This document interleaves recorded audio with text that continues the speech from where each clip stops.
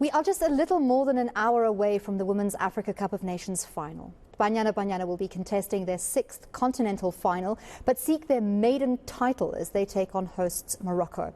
Anticipation has reached an all-time high across the country, and Hloni Mthimkhulu joins us live now from Soweto. Hloni, where exactly are you in Soweto, and what are the anticipation levels like where you are from fans? Right, Annie, so we are at Restaurant Vilagazi in Orlando, and you know, it is 5 matches done for Banyana Banyana, 1 more to go. They have won all 5 of their matches to get to this point, and this evening, hopefully at 10 o'clock or at midnight at least, if it doesn't go to extra time and then penalties, then they will win that title that has been so elusive for the team. You know, those 3 group matches and those 2 knockout matches that they have won have qualified them through to next year's World Cup, so they've ticked 1 box off the 2 boxes that they needed to tick on this campaign. The other one is, of course, winning that Afcon title finally. So hopefully tonight they will be able to do that. It won't be easy. Morocco have been quite strong opposition throughout this tournament. A surprising package, actually. But I suppose when you are the host of a tournament, you do have to show up, and they have done exactly that. Now, as you talk about the anticipation, we have invaded a few people's late supper of this evening, and we are going to be talking to a few fans, just telling us how they're feeling about tonight's match, and not just tonight's match, but I think just maybe we'll start with Uachi. Firstly, just tell us first of all maybe how you think Banyana Banyana will do, and maybe just your thoughts on the match, on the tournament so far for them. For me, the tournament has been very exciting. I think they're a super team. Look, for me, Banyana Banyana are like a pride of South Africa, you know. They don't disappoint. They always give their best, and they play well to the last dying minute, and they'll do excellently. Definitely, 100%. I'm behind them. Do you have a score prediction maybe for this evening against Morocco? Whoa, I'd say 2-0. I'd say 2-0. Okay. Yeah, 2-0 to Banyana, of course. So we'll wait until midnight to find out if... 100%, yeah. And Maza, just in terms of the good news story that this is, just tell us about that. I mean, there's been so much bad news and all sorts of things, but here we are, we have this one team that could possibly lift the mood of the country. Yeah, I think that, you know, like with sports, it has a way of bringing people together, you know, across. It's almost like cosmopolitan. And these girls have been super fantabulous. They've done a fantastic job. I just don't think that we follow them enough, you know, like we'd follow Bashimani, for instance, you know.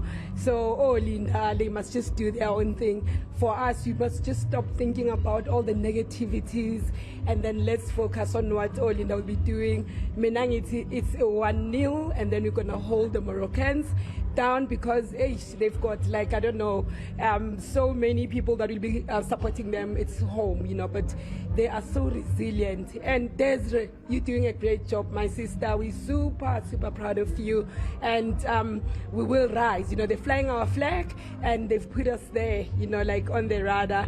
Viva South Africa, viva Banyana Banyana. We are so excited, and we'll be waiting until U10 njalo. Angithi siyabonga. Right, Annie, so that is just a few fans that are waiting for that 10 o'clock kickoff for the match. It is a bit of a late kickoff because, of course, Morocco is an hour behind us, and when these matches are played in the Northern Hemisphere and in Morocco, the matches do kick off late. But hopefully we will all stay up for that match, and we will stay up until midnight, only until midnight, not extra time and penalties, and get the results that a lot of South Africans are looking for. Hloni, of course, South African fans are all behind Banyana Banyana, but we have already been to 5 finals without any success. What are the pundits saying about the odds of expecting a different result this time around?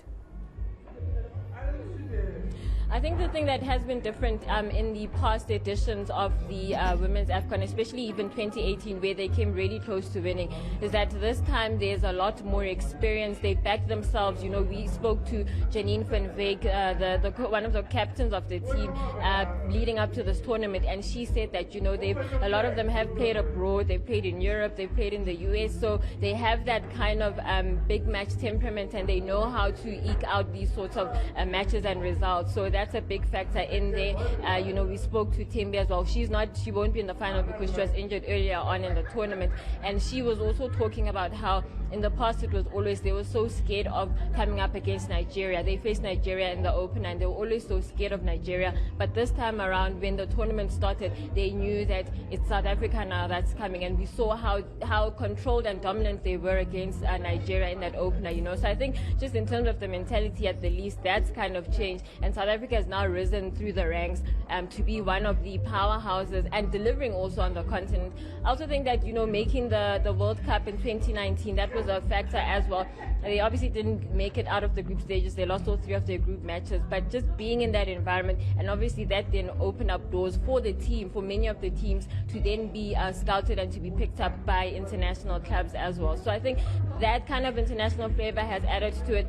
We've also seen, for example, locally, Mamelodi Sundowns winning the CAF Champions League last year, the first one. So I think all of those sorts of things are kind of playing into South Africa, hopefully doing well. But we do have to caution, because Morocco themselves, even though it's only their 3rd appearance at the Afcon, they are a much stronger team than they've ever been, and they reached the furthest they've ever reached. They've qualified for the World Cup as well, and it's a different looking Morocco. And of course, they've got the 12th man in that crowd at the Moulay Abdellah Stadium. So we'll have to wait until 10 o'clock, just over an hour's time for that match.